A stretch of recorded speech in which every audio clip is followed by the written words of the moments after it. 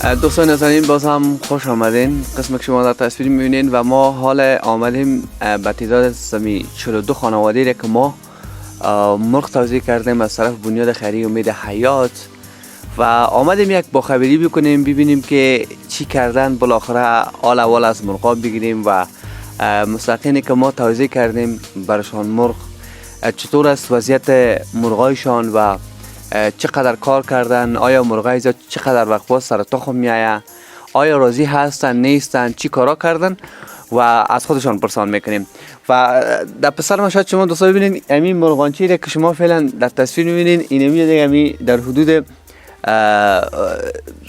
60 دانه چوچه مرغ که در همیشه هست و چون شما در تصویر دیدین و کسی که زیاد زحمت کشیده، کسی که هر روز با خبریش میکنه و کسی که بسیار زحمت میکشه، در نفس ماست از اونا پرسان میکنیم که چی کردن چی نکردن، آیا خوش هستن نیستن، چی پلانا دارن در آینده و از خودشان پرسان میکنیم.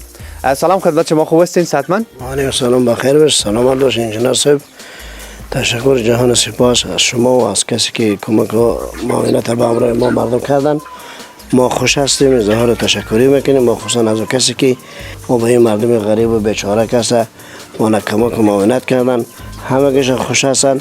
ان شاء الله ما هم کوشش میکنیم که در آینده کس یک کار خوبی شود و یعنی کاری انجام داده شد که به خیر ما باشه، خاطر فایده ما باشه. سلامت باشین. شما این 30 دانه امی در حدود 60 دانه چوچه مرغ که در اینجا هست و شما پلانی که دارین و از کار بارتان خودتان گفتین در سابق بیکار بودین نه؟ ما بیکار بودیم، ما هم بیکار هستیم.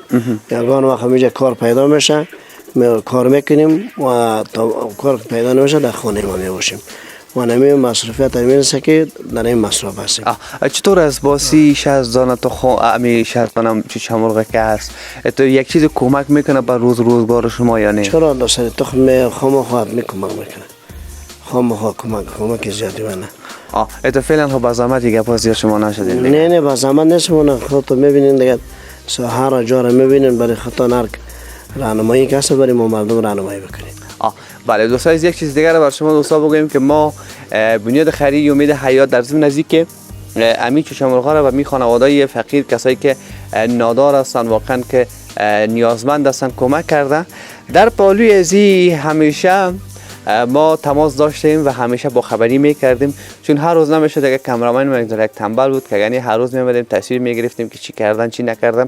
طبق معمولی برنامه ما پروسه ما جریان داره و هر وقت میایم از اینا با خبری میکنیم تا وقتی که همین چوچه مرغایی که در اینجا هست سر تخم بیه تا باشه که همین خانواده‌ای که در یک منطقه که فعلا در کوتل خیرخانه ما قرار داریم، یکی از ساعاتی که تپه مارشال در آخرین قسمت اینا زندگی میکنن که واقعا نیاز اصلی از اینا می است که کس زگام در خانواده از یا کار میکنن و فقط صرف از زمین چوچه مرغا میخوان که یک عاید خوبتر داشته باشن. و پلان آینده‌تون چی است در رابطه با قبال چوچه مرغا؟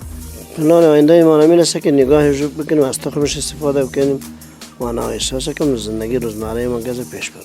خب بسیار خوب. حالا فعلا این چوچه مرغا تا بالا کدامتاش خود تا پیشتون پر شک یا خدای نخواسته خودش خود مریضی گپا خو نیستن؟ نه دیگه مریض یک دانش از 60 دانه شما تو روز اول کردم، روز بعدی من خودش از بین رفت دیگه کلش باقی هست. ان شاء الله قسم ما در خدمتش هستیم خدمتش. در ضمن از اینکه دانه از این چوچه مرغا را میتین یگان چیزا که در سر دسترخوان سر سفره دسترخوان اضافه میمونه اونا رو باز برسونال مندازین یا نه؟ نه اونا رو تا وقتی دانش خلاص شده نه دیگه از استفاده نمی‌کنیم، چون که همین دانه که دادن یکی از هم تصویر شده است و نه به خاطر از اینکه دانش میتونیم بهتر است دیگه لازم نزدیک از یگان کپسول یگان آوی پیاز چیزی که شما راهنمایی کردین و نه یک روز بعد دو روز بعد که برش میدیم. سلامت باشین دوستان نازنین، خودتون در تصویر دیدین ما در امی پروسه مرغی که ما توزیع کردیم در کل در حدود 42 خانواده را میریم میگردیم میبینیم که چی ها کردن، چون اگر از هر کدامشان قرار باشه که هم پرسان بکنیم شاید بر شما هم خسته کن شود، شاید بر ما هم و کسایی که بیننده هم هستن.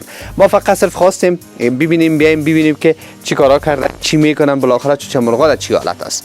از ما خب همیشه کامرامن ما دایرکتر ما صفی جان دوست داره که از طرف صبح سفال و تخم نوشجان بکنه و امروز هم قرار بود که بیان اینجا دیگه یک تخم نوشجان بکنن. از کدام تخم؟ آدمی تخم. و باز من برشان گفتم که را در امروزای تخم این سر تخم نامده یه نزا خورده است، یک دو سه ماه دیگه هم در بر میگیره. همه تر است نه؟ بله بازم کسی انشالله اگر چای صبح با ما بخوریم سلامت باشین، زنده باشین. نشوخ کردم. خب دوستان نازنین، مرا همراهی بکنین. میریم در جای دیگه که به اون خانواده‌ای که قسمی که پیشتر برای شما گفتیم که در حدود 42 خانواده است. ما همه روزه میریم سروی میکنیم، میبینیم و گپا و گفتگوهای از اونها را خواد داشتیم. امیدوارم که توسط اخیر ما را همراهی بکنین و حال میریم در امیدوارم که ما را همراهی بکنین.